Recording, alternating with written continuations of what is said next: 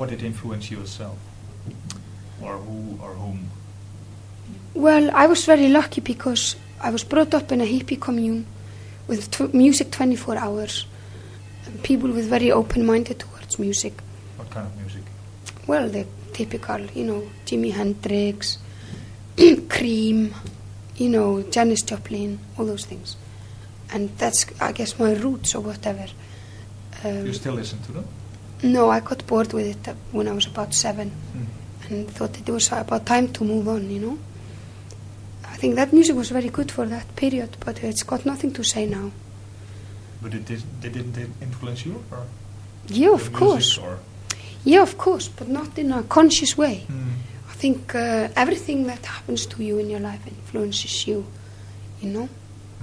What do you consider as good music nowadays? Well, the band that is supporting me tonight, Ultramarine, I like very much. And I like Sabres of Paradise, I like Underworld. I find it very hard to find pop music today that I like, that's not dance music. I'm not glorifying dance music as such. I think 99% of it is complete crap. But it is 1% good. Yeah, it does something to me, and it's sort of the more sort of experimental things, and they're taking risks and trying to deal with 1993. I mean, when you walk down a street today and you hear bleeps and beeps and cars and dogs and people and car alarms, and to make music out of that, not out of some old things. I think rock and roll is passé. It's a sound that was very long ago. People are into guitar music nowadays. Seattle is very famous. Do you go for those kind of streams? Well, I was very happy when last 2 years or whatever, or 3 or whatever, all those bands come from. I'm a big fan of Nirvana and all that category, because they're trying to treat the guitar, and it's got a new attitude, I think. And at the end of the day, it's attitude that matters. So even though they're using rock and roll instruments, there's a really fresh attitude in it, which is not rock and roll somehow. It's very modern, and I like that. But it was a big relief because, well, my dad was a rock and roll guitarist, and he played in a lot of hippie bands, and I couldn't believe that was something that should have finished after Led Zeppelin, that it was just going on and on and on and on and on. Do you think you succeed yourself in making your songs the way you do? I mean, we had Human Behavior, which was something more or less a hit. We now play Dead. And we had Venus as a Boy. Is it about your son, by the way? Venus as a Boy? No, it's about my boyfriend. Yeah, I think I did my best at the time, but I want to make a lot better record next time. I think the biggest impact for me to do this album was to realize the fact that how much better I can do, and how many things I actually learned from doing this album. And I think it's always happened to people when they do something for the first time. Is when you are in control of all the different elements of a song. So many times I've just been like taking care of 10%, 20%, 30% of the song.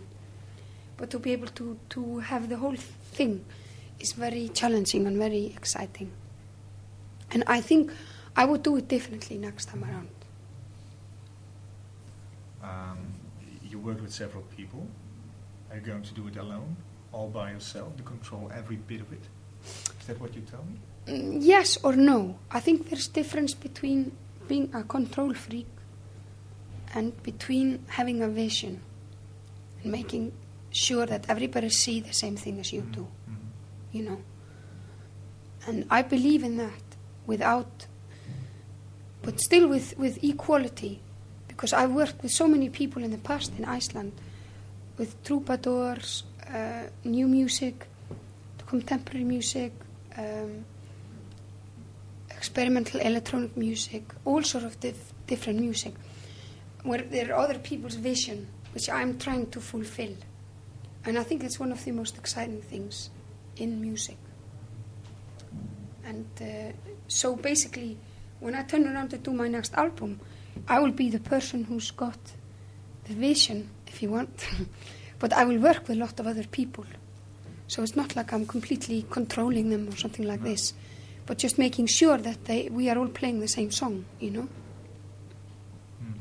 Have your tea if you like. Thank you. Thanks. I think we're nearly ready to finish. All right, 5 minutes? Yeah. Okay, thank you. Well, let's talk on. Is it so that you like to perform in the studio, or do you like playing on stage as well? I definitely love both things, to play really live and then to work in studio. And I like these things to be treated as two really different things. You shouldn't pretend you're in a studio when you're on stage and the other way around. I love both things. When I write songs, they start in my head, and I like to prepare them, even though they're really, really, really simple pop tunes, for a very long time, just in my head, and then really, really quickly record them as quickly as possible. And the most exciting thing and the most challenging thing is the timing, to record it not too late and not too early. Not too early, which means that the song is not ready and you have to improvise too much, or when it's too ready, when there's not room to be spontaneous, you know. And I think that's something that keeps the magic. That's where the magic is, to be able to sort of plan. Magic is a lot about just the timing, you know, when you record the song. It's a lot like love affairs, you know, when you have a love affair, so especially when they don't live in the same town as you, when to call them, when to not call them, you know, when to send them a telegram, when to